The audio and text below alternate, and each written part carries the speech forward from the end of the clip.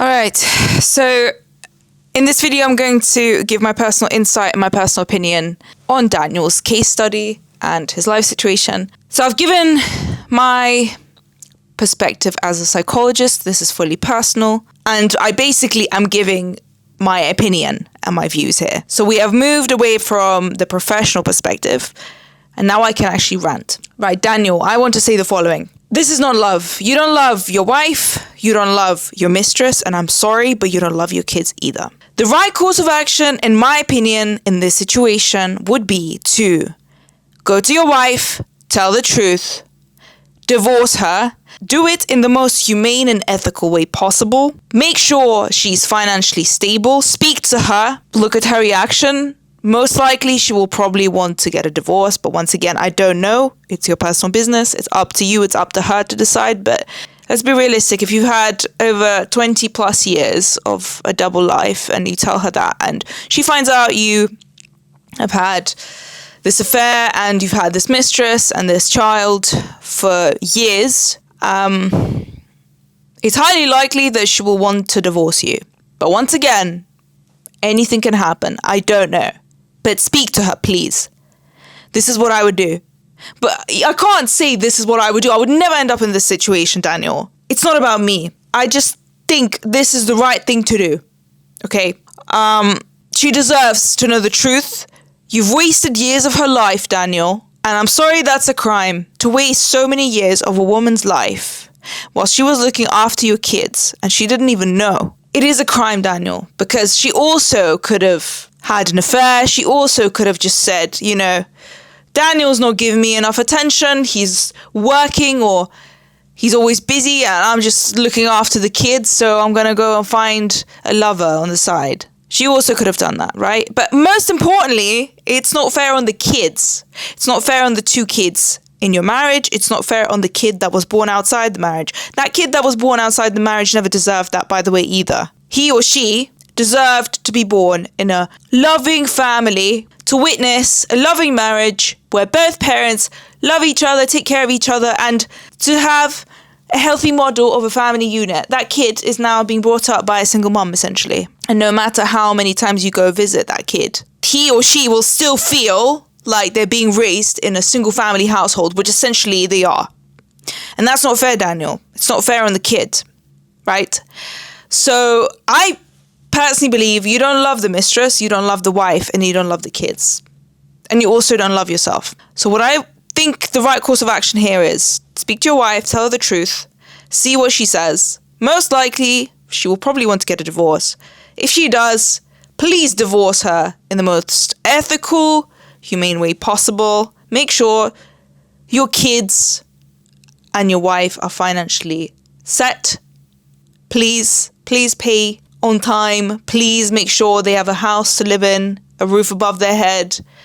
And also, now it's going to get difficult because after you divorce your wife, you're probably going to have to find another job because you will need to figure out where you're going to live. But anyways, it's not about that now. It's also you need to figure out a way to support the mistress, right? And the other child, because that child also is a human being and that child deserves this. They have the same rights, right?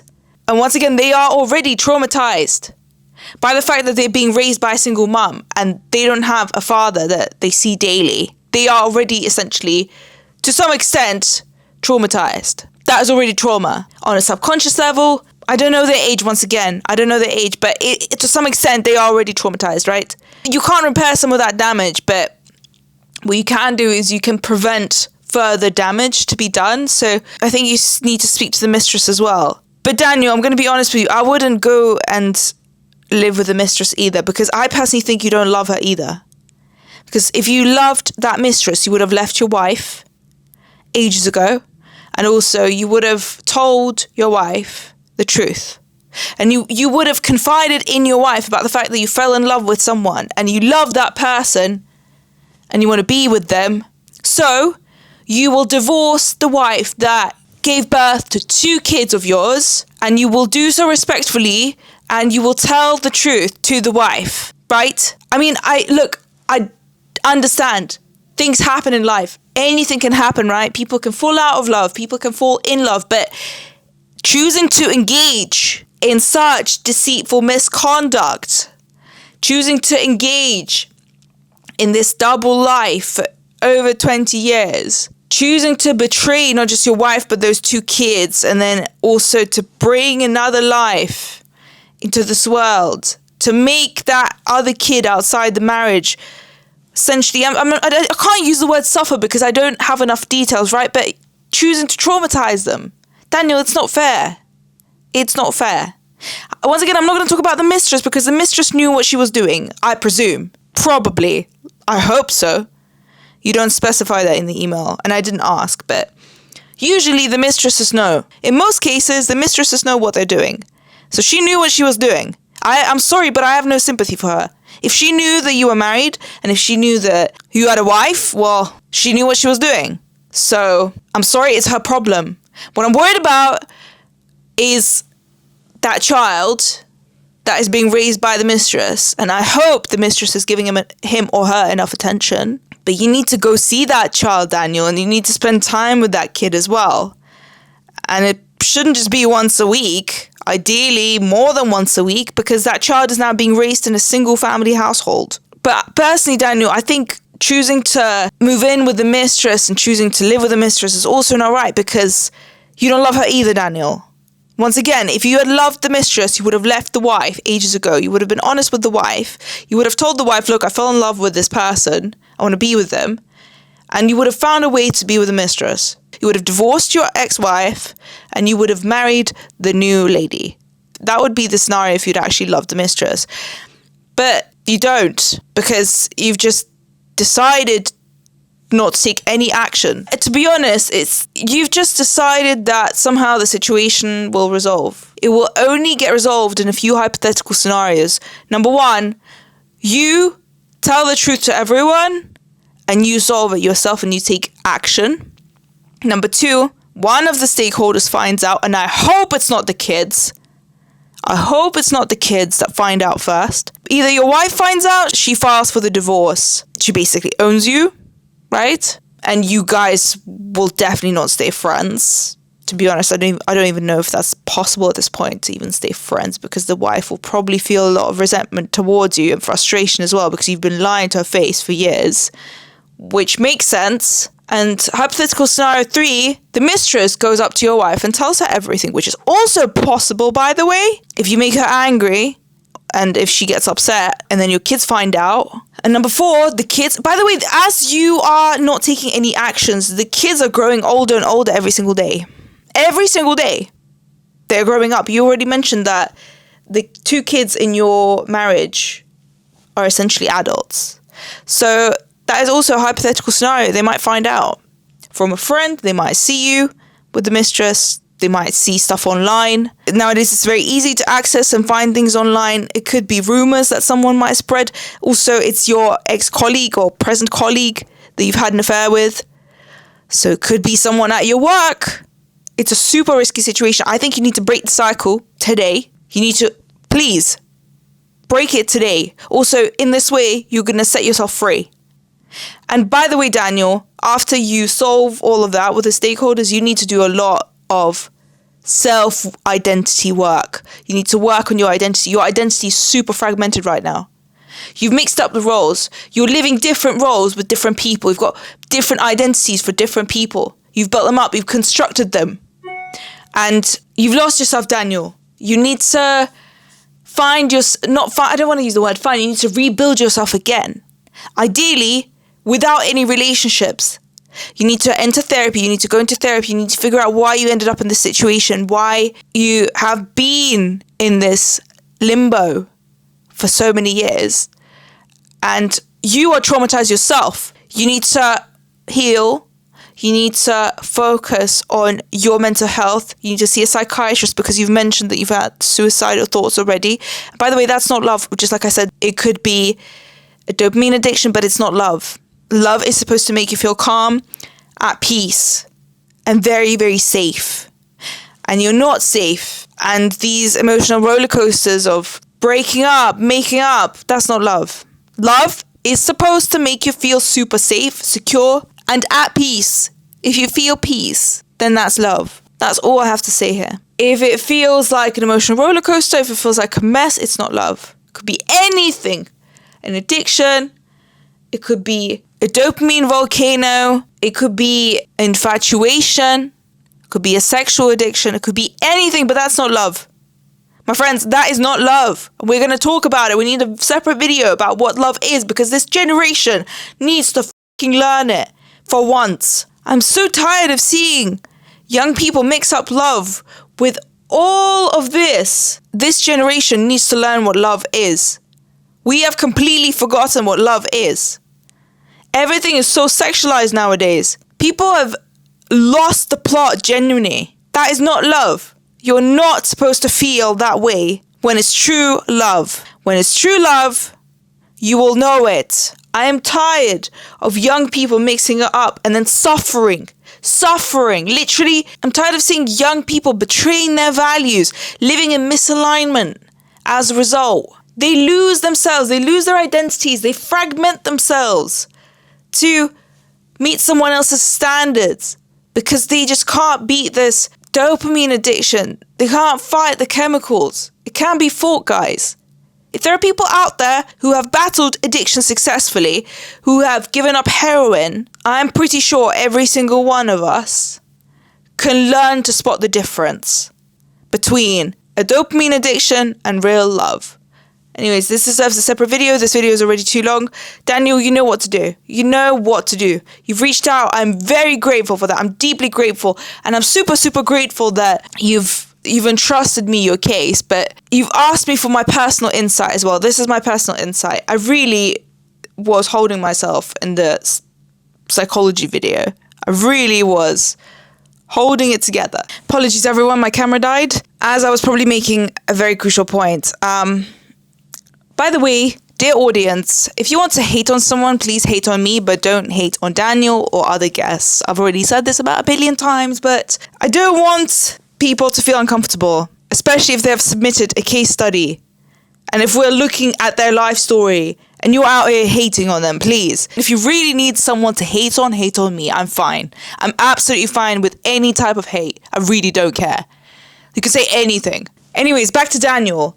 Daniel, you know what to do. And the reason for why I said you don't love your kids, I'm sorry if that's too harsh, but it's because when you love your kids, you prioritize their mental health and well-being over your sexual impulses. And once again, I'm just being objective here and I'm sharing my personal opinion. You've asked for my personal opinion. I wouldn't have shared it otherwise. But I just think that if you love your child, how can you possibly even put them at that risk of finding out that you've had an affair and you've led a double life for over 20 years and you've had a child outside the marriage? Can you imagine how traumatizing that is for a child? Especially if you've got two and you've got another one outside the marriage. And that's a whole different conversation about the other child's trauma. But if we talk about the kids that were born in the marriage, yeah, you say they're pretty much adults now, but still, how traumatizing is that? And whilst they were growing up, by the way, they still felt that something was wrong in your family. You might think, oh, well, they don't know that I've had a mistress for over... They don't know that I've had a double life for so many years. They don't know that I have a child outside the marriage. Okay, they might not know, but kids feel everything. I promise you, they felt it. They have been feeling that something is wrong. Something was wrong. I promise you, Daniel, kids feel things, even on a subconscious level. So when I said that the damage has already been done to a certain extent, that's true. That is true. And, there are certain things that can't be repaired. And I'm not saying this to make you feel bad. It's not even about you right now, Daniel. It's not about how you feel. I'm sorry. It's about... I'm going to highlight this about 1 billion times once again. It's about your kids and how your kids will have to live with this if they find out. Can you imagine? The reason why I said, I'm sorry, but you don't love your kids is because if a man loves his child and if they have that impulse of starting an affair with a mistress that will last for years, they won't even get into that area.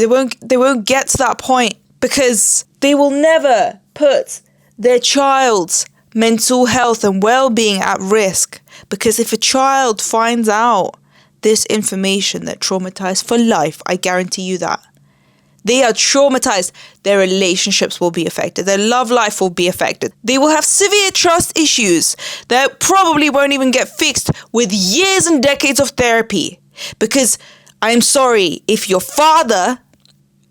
parent has done that, if your parent is capable of such things, how on earth are they going to trust their potential partners in the future? They will think, well, if my father, if my mum, if my dad have done this, right? Well, of course, like, if my own parent has done this to me and to my mum or my dad, right?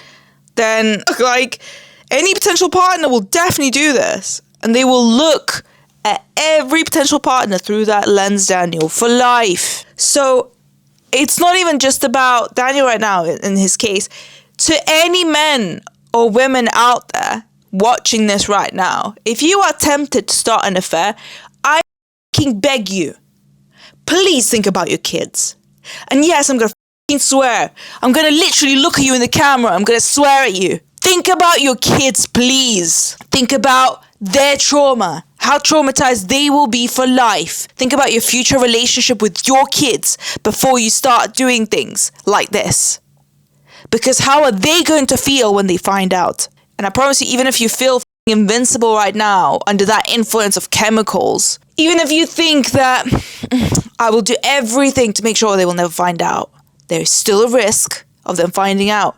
And you're willing to take that risk. You're willing to sacrifice their mental health. You're willing to sacrifice their future relationships. You're willing to sacrifice their well-being, health, psychological state, their idea of parental relationships, of family in general. Because kids use the relationship that they've observed their parents to have as a model for their own future relationships in most cases. So I am begging you, anyone out there who's about to make this fucking mistake, please think about your kids. Literally, leave your town, leave your city, go somewhere to the mountains to clear your head. Take 2-3 weeks off your work, your employment, doesn't matter, take a sick leave because you're about to be sick or make your kids sick. I'm telling you, this is very serious. Right? Take 2-3 weeks off. Go to the mountains. Don't speak to anyone. Clear that noise in your head. Balance out those fucking chemicals in your brain because you're under the influence now and you're about to make a fucking mistake that you will regret for life. And your kids will hate you, most likely. They will probably either not forgive you or your relationship with them will be affected. And it will be your fault, by the way. Because in most cases, if a parent-child relationship is not doing so well, in 99.9% of cases, it's the parent's fault. If the kid is still a teen, if the kid is still a child, in most cases, it's the adult's fault, not the child's fault. I'm sorry. Sorry if I'm harsh. I have to be, guys. God, I personally know people who still don't even talk to their parents because of this. They've cut them out completely, and the parents now are suffering. They're suffering. They regret making those mistakes so much. You don't even understand. Every single day, they're hating on themselves for making that fucking mistake of starting an affair. And those kids are suffering too. They ended up child-free, some of them. Some of them ended up not starting families at all. Some of them are scared of the opposite gender. They refuse to go on dates. I personally know someone like that. They haven't spoken to their dad for 25 years because their dad made that exact mistake. That's just one example. I have a few. But seriously, this is too far. It's not just about betraying your wife, betraying the promises that you gave to your wife, to your family unit, right? When you married her. It's not just about a fling. No, this is too far. Daniel, I hope you make the right choice.